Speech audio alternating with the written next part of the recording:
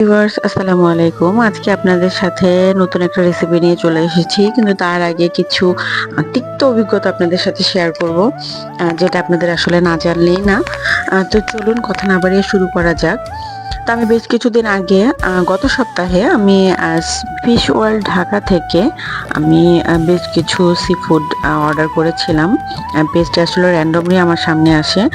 প্রোডাক্টগুলো ছিল হচ্ছে ক্র্যাব, অক্টোপাস, স্কুইড আর হচ্ছে গ্রিন মাসেল। তো ওদের প্রোডাক্ট অর্ডার করার পরে আমার প্রোডাক্টে আসলে আর্জেন্ট ডেলিভারি ছিল, তো তখনই ওরা প্রোডাক্টগুলো সেল করে দেয়, আমাকে বলে যাবো আগামীকালকে আপনি হাতে পেয়ে যাবেন। ওকে ফাইন, আগামীকালকে প্রোডাক্ট হাতে না পাওয়ার পরেও আমাকে জানানো হয় যে ওদের যে পার্সেল ডেলিভারি দেয়, যে কোম্পানি পার্সেল ফ্লাই, ওরা হচ্ছে দিতে পারবে না। তো দেন হচ্ছে ওই অফিস থেকেও আমার কাছে ফোন আসে পার্সেল ফ্লাই থেকে। ওরা ফোন দিয়ে যে বলে যে ম্যাম আপনাদের ওই রুটে আমাদের আজকে কোনো ডেলিভারি নেই, আমাদের একটু প্রবলেম হওয়াতে আমরা আজকে ডেলিভারি দিতে পারবো না, আগামীকাল ডেলিভারি দিব। তো ওদেরকে প্রচুর রিকোয়েস্ট করি আমি যে আমার প্রোডাক্টগুলো আর্জেন্ট ডেলিভারি ভাই আমার আজকেই লাগবে, কিন্তু ওরা দিতে চায় না, দিবে না। দেন হচ্ছে ওরা বলে যে ম্যাম আমরা পরের দিন ডেলিভারি দিব, মানে হচ্ছে শনিবারে। ওকে, ওদেরকে রিকোয়েস্ট করলাম যে ভাইয়া শনিবারে আমাকে 11টার ভিতর পার্সেলটা ডেলিভারি দিবেন। আচ্ছা, ওরা রাজি হওয়ার পরে দেন হচ্ছে আমরা পরের দিন ওরা আমাকে পার্সেল দিবে, কিন্তু দিচ্ছে না। দেন হচ্ছে আমি ফোন দিই ওদেরকে 12:30টার সময়, যে ওরা বলে যে হ্যাঁ ম্যাম পার্সেল পেয়ে যাবেন।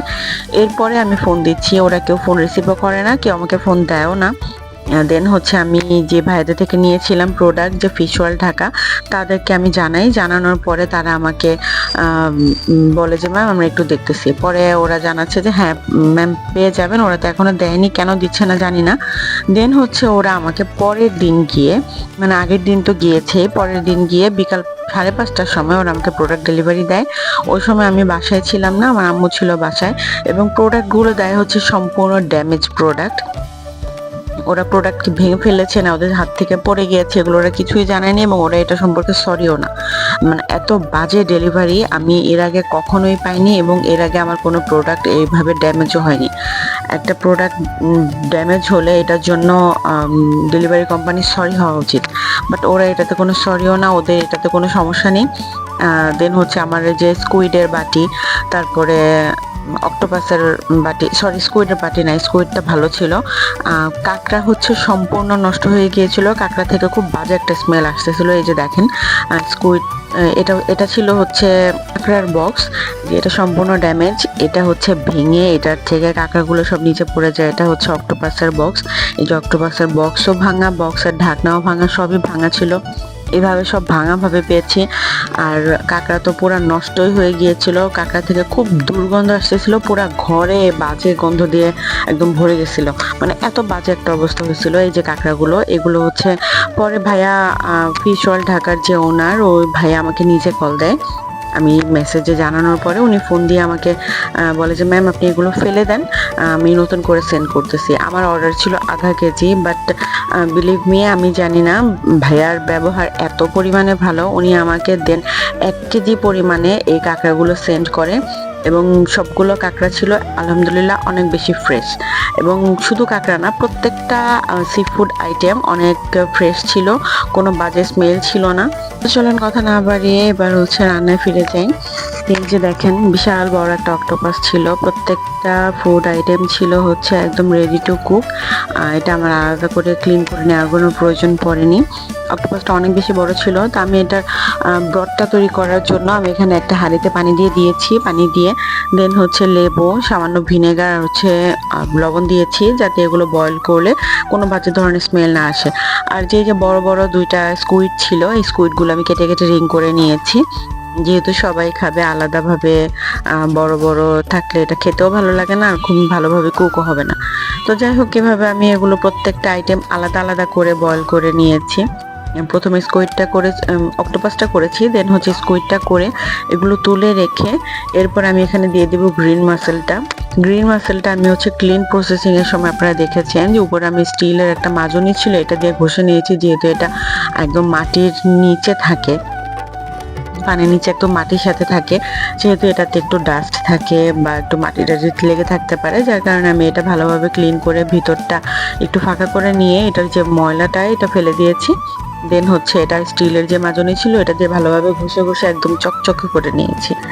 তো করে এইটা হচ্ছে একটু বয়েল করে দেন হচ্ছে এটা তুলে রাখলাম। তুলে রেখে আমি এখানে দিয়ে দিব হচ্ছে কাঁকড়াগুলো সব প্রসেস করা ছিল, এখানে আলাদা করে প্রসেস করার কিছু ছিল না। জাস্ট হচ্ছে আমি কাঁকড়ার যে পাগুলো ছিল, কাঁকড়াগুলো অনেক বড় ছিল, এই কাঁকড়ার যে পাগুলো এগুলো আমি একটু থেতো করে নিয়েছি যাতে এইটার ভিতরে মশলাটা ঢুকে এবং এইটার ভিতরে যে বাজে যদি কোনো স্মেল থাকে এটা বেরিয়ে যায়। এই যে ফিশ অয়েল ঢাকা ভাইয়াদের ব্যবহার অনেক অনেক ভালো এবং তারা এই প্রোডাক্টের যে ড্যামেজ ভাবটা ছিল এটার জন্য তারা হচ্ছে আমাকে 1 কেজি পরিমাণে কাঁকড়া সেন্ড করে, যেটা আসলে আনএক্সপেক্টেড ছিল এবং ভাইয়াকে আমি বারবার না করেছিলাম, ভাইয়া আমার আর কাঁকড়া লাগবে না, আপনি প্লিজ সেন্ড করেন না। ভাইয়া তখনও বলেছে আপনি না করলেও আমি পাঠাবো, কারণ এটা হচ্ছে আমার রেসপন্সিবিলিটি।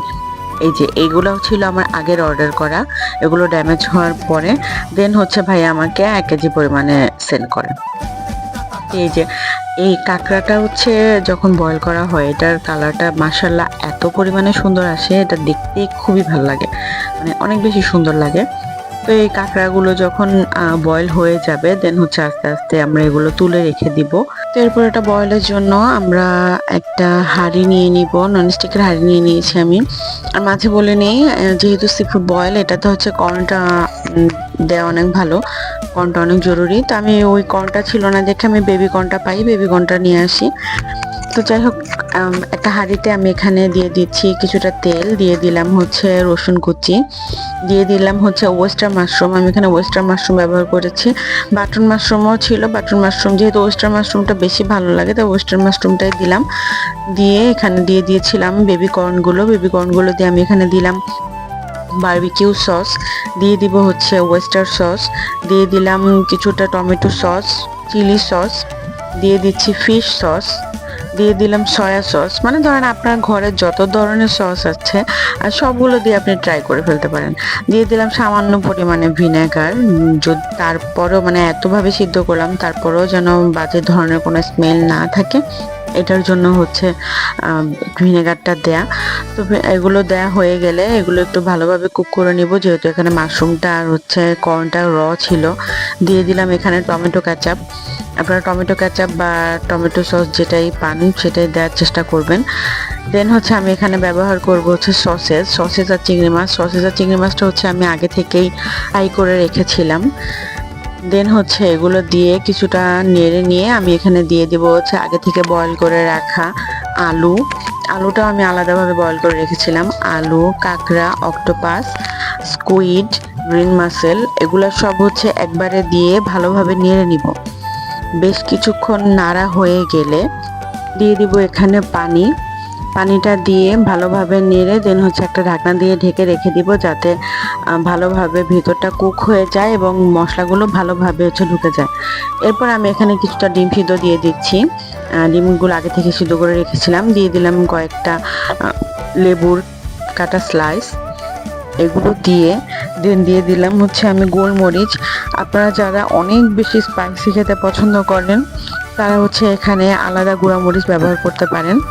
তো যাই হোক এগুলো নাড়া হয়ে গেলে আমার এই যে সিফুড বয়েলটা রেডি। আলহামদুলিল্লাহ এটা খেতে অনেক মজা হয়েছিল, আপনারা চাইলে বাসায় ট্রাই করতে পারেন।